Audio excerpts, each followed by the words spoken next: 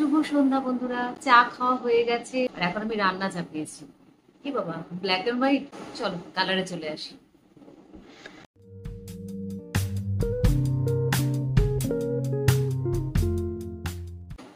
চলো এসে গেছি কালারে।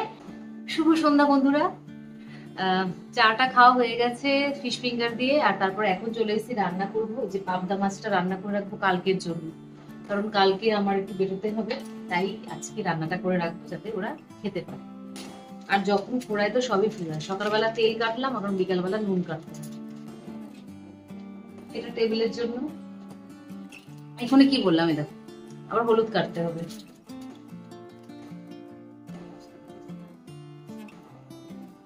পাবদা মাছগুলো দেখো বেশ বড় বড় সাইজের। ফ্রাই করি আগে। এবার এই সব মাছ এত ফুটবে, তারপর যদি বেঁচে থাকি, জীবিত থাকি, অক্ষত থাকি, তাহলে এই ঝোলটা রান্না করতে পারবো। তো যাই হোক বন্ধুরা, এখন পাবদা মাছের ঝোলটা রান্না করবো। চলো আর দেরি না করে আগে মাছটা ভাজি, কারণ তেলটা গরম হয়ে গেছে, এরপরে না দিলে পরে জ্বলে উঠবে।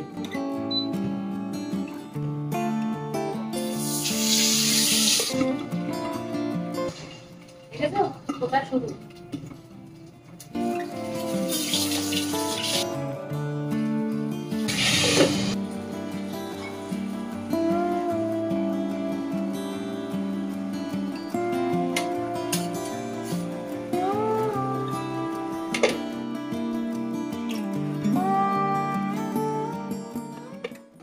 রান্না বান্না শেষ, পাবদা মাছের ঝোল হয়ে গেছে, ওটা কালকের জন্য রেখে দেবো।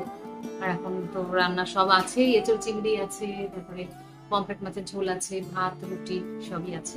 রুটি করলাম, ভাতটা ছিল গরম করে নিলাম। তো এখন ডিনার করব। রাতের মেনুতে রয়েছে এঁচোড় চিংড়ি, পমফ্রেট মাছ, ভাত রুটি। তো চলো বন্ধুরা, গুড নাইট, আবার কাল সকালে দেখা হচ্ছে। Good morning friends. আজকে বলেছিলাম না বেরোতে হবে, কালকে রান্না করেছিলাম পাবদা মাছ, আজকে ভেন্ডি ভাজা, ডাল করলাম আর চা বসিয়েছি। এই এখন আমি স্নান টান করে রেডি হবো চাটা খেয়ে। বেরিয়ে গেছি, মধ্যমগ্রাম স্টেশনে চলে এসেছি। মোটামুটি 8:06 আমি মধ্যমগ্রাম পৌঁছে গেছি, আর টিকিট আমি কেটেই নিয়েছি, যেহেতু ট্রেনের তাড়াহুড়ো রয়েছে, পরে জানাচ্ছি। আমি যাচ্ছি অ্যাকচুয়ালি হাসনাবাদ।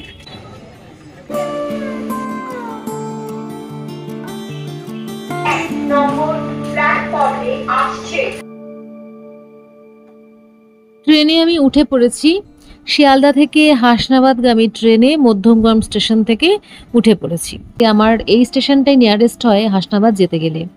একদম সবুজের মধ্যে দিয়ে সাত সকালে আমি পৌঁছে যাচ্ছি পুরোপুরি লাস্ট স্টেশন, মানে এই ট্রেনটির একদম শেষ গন্তব্যস্থানে। ভালোই লাগছে সকালের হালকা গরমে এই সবুজের মধ্যে দিয়ে যেতে। অবশেষে জানলার সামনে সিটটা পেয়েছি, এখন সিট পাইনি, একজন ছাড়লো, সিটটা পেলাম। কত রকম সবজির গাছ,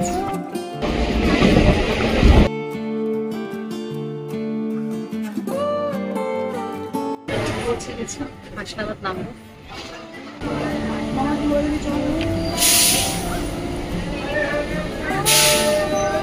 এতদিন ধরাধামে কাটিয়েও, উত্তর 24 পরগনায় বসবাস করেও, উত্তর 24 পরগনায় অবস্থিত এই স্টেশনটিতে অর্থাৎ হাসনাবাদ স্টেশনে আমার এই প্রথম আগমন।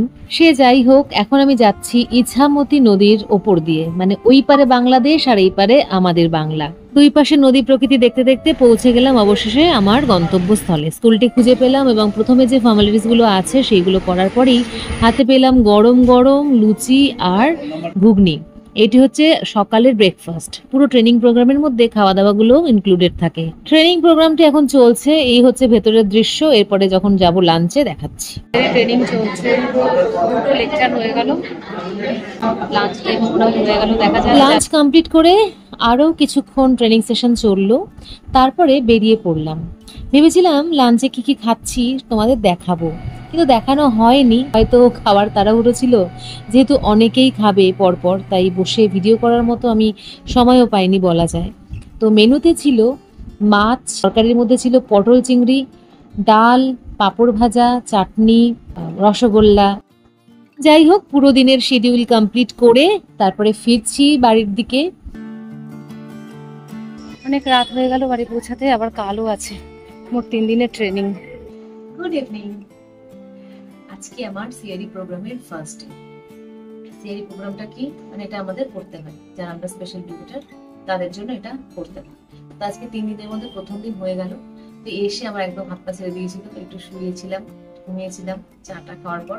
এখন ঘুম থেকে উঠে যে রান্না করছি, আলু কেটে নিয়েছি, না আলুর চচ্চড়ি হবে না, পনির কেটে নিয়েছি, মানে পনির আলু তরকারি হবে। কালকে স্যাটারডে, এখন করে রাখছি কারণ কালকে সকালে করার টাইম পাবো না, কারণ মোটামুটি 7:15 থেকে 7:30টার মধ্যে বেরোতে হবে। তো চলো রান্নাটা করি।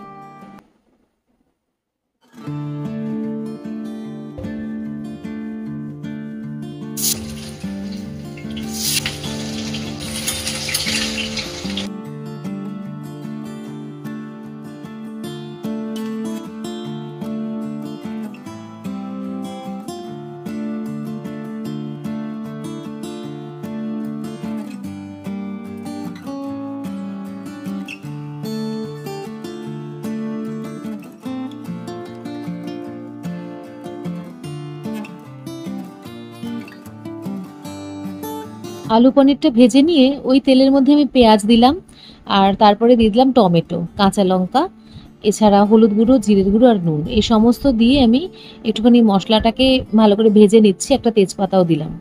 আমি যেহেতু তেলটা খুব বেশি দিয়ে দিয়েছি পনির আর আলু ভাজার ক্ষেত্রে, তাই এই ক্ষেত্রে একটুখানি তেলটা কম দিলাম, দিয়ে মশলাটাতে জল অল্প পরিমাণে দিয়ে কষিয়ে নিচ্ছি এবং একসাথে আলুটা দিয়েই কষাচ্ছি।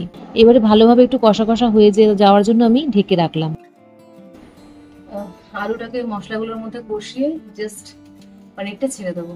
এতক্ষণ আমার ঘুমটা একটু কাটলো, প্রচন্ড ঘুম ঘুম পাচ্ছিল যখন রান্নাটা স্টার্ট করছিলাম।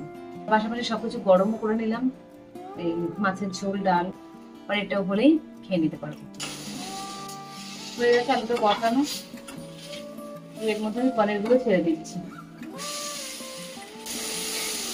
ভাজার জন্য একটু বেশি করে তেল দিয়েছিলাম বলে সেটা কম তেলে পেঁয়াজ টমেটোটা ফ্রাই করলাম।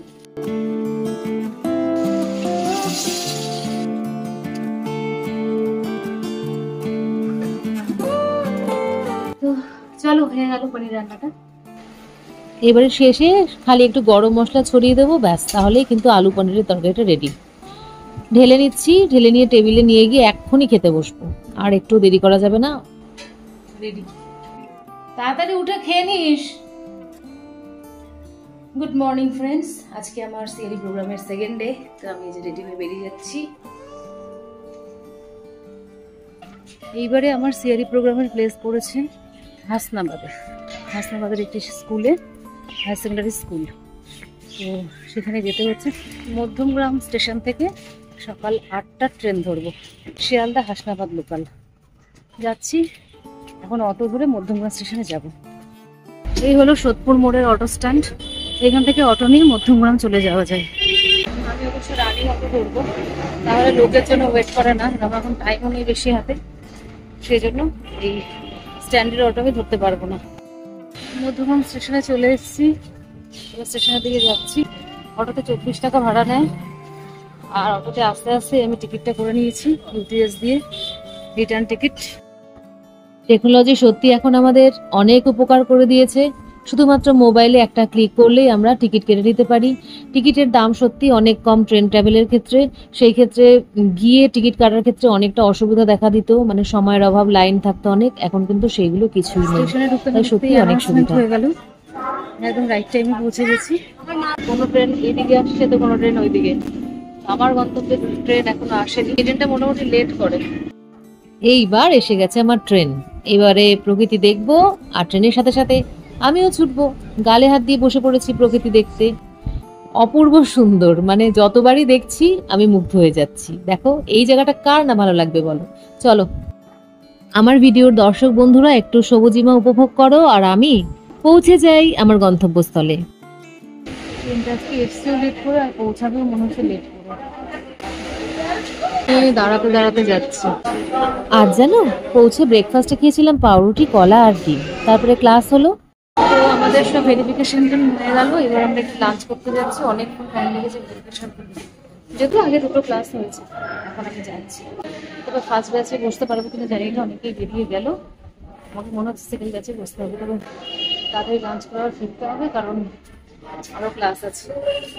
3 তলাতে আমাদের প্রোগ্রামটা হচ্ছে, তাই একদম গ্রাউন্ড ফ্লোরে যেতে টাইম লাগছে।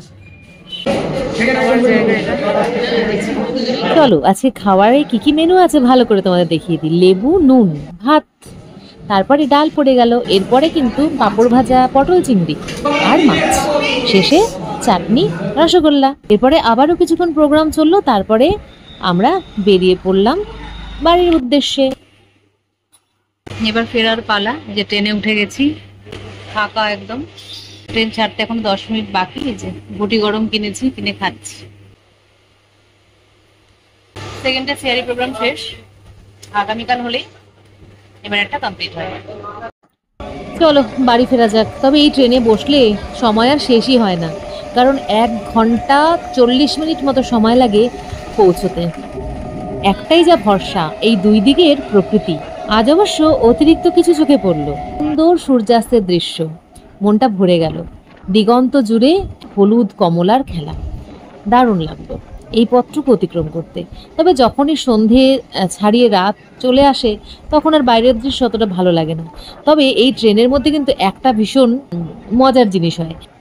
গাছে আম হয়েছে দেখো। সেটা হচ্ছে বিভিন্ন হকাররা এই ট্রেনে ওঠে আর নানা রকম ভাবে তাদের পণ্য সামগ্রী বিক্রি করে, মজার মজার কথা বলে, মজার মজার ট্যাগলাইন দেয়। ওটা কিন্তু বেশ ভালো লাগে। শুনতে শুনতে সময়টাও কেটে যায় আর আমাদের গন্তব্যস্থলও চলে আসে। আজ যখন মধ্যমগ্রামে পৌঁছালাম, এমন বৃষ্টি শুরু হলো, বাড়িতে পুরো কাক ভেজা ভিজে পৌঁছলাম। Good morning friends, third day সিআরি প্রোগ্রামে যাচ্ছি। মধ্যমগ্রাম স্টেশনে চলে এসেছি। বুঝতে পারছি না আমার ট্রেনটা পেরিয়ে গেল কিনা।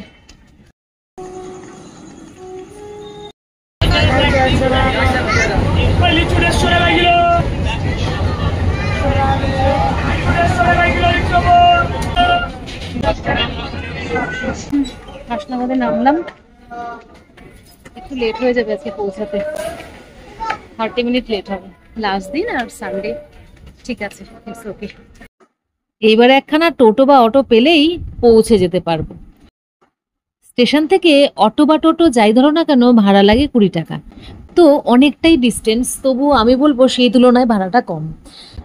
তো আজকে যেহেতু শেষ দিন, তাই ভাবছিলাম যখন ইছামতির ওপর দিয়ে যাচ্ছিলাম একটু সুন্দর করে ক্যাপচার করে রাখি। খুব সুন্দর লাগছিল জায়গাটা। থেকে এর মধ্যে কিন্তু অনেকটা ইতিহাস রয়েছে, কেন কি 2 বাংলার সংস্কৃতি এর সাথে জড়িত।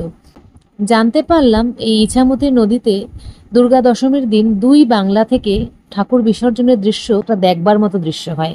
আজ আর সেন্টারে পৌঁছে ব্রেকফাস্টটা নিলাম না, কারণ এমনিতেই অনেকটা দেরি হয়ে গেছিল। বাড়ি থেকে চা বিস্কিট খেয়েও এসেছিলাম। একবারে লাঞ্চের টাইমে দেখা হচ্ছে। এই যে সবাই পাত পেরে বসে গেছি, প্রচুর খিদে পেয়েছে। আজকে কিন্তু মাংস ছিল। এবার ফেরার পালা।